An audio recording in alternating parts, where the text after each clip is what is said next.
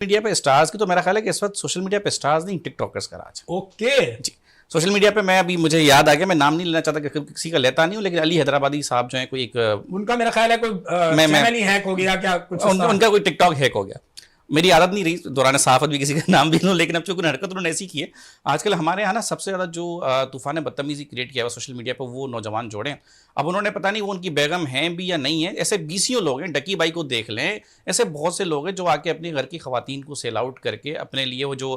Monetisation کے پیسے ہیں یا اپنا جو مونیٹائزیشن کے پیسے کمانا اتنا آسان کام نہیں ہے, اس کے پیچھے یوٹیوب ایک پوری سائنس ہے, پورا ایک الگورتھم ہے. اگر کوئی یہ کہتا ہے کہ یوٹیوب آپ کو پیسے دے دے گا تو بھائی کوئی سیٹ جیب سے پیسے نہیں دیتا, کوئی نہیں دیتا. بس یہ کہ جو پبلسٹی کا جو ایک بلا وجہ کا زام آپ کو لگ گیا نا بڑا خراب ہے. ان کا ٹک ٹاک جو ہے ہیک ہو گیا,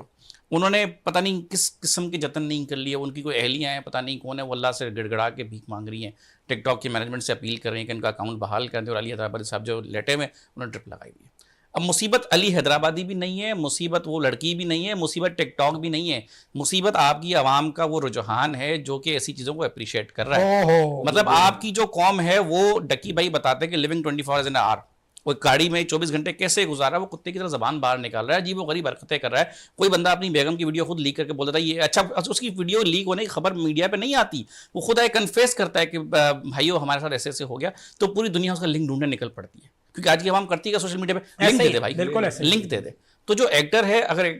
اب آپ دیکھیں, میں شوبز انڈسٹری زیادہ کوئی واقف نہیں ہوں, میں کتابوں سے واقف ہوں, لیکن شوبز انڈسٹری میں اگر آپ کو آج کے دور میں نئے چہرے دکھتے ہیں تو وہ شاید انہی ایکٹرس کے ایکٹریسز کے اولادیں ہیں جو کہ جن کے والدین نے یہ کام پر طور پیشہ کیا اور پروفیشنل طور پہ کیا, وہ اپنا نام بنا کے کھڑے ہوئے ہیں. باقی جو یہ سوشل میڈیا جی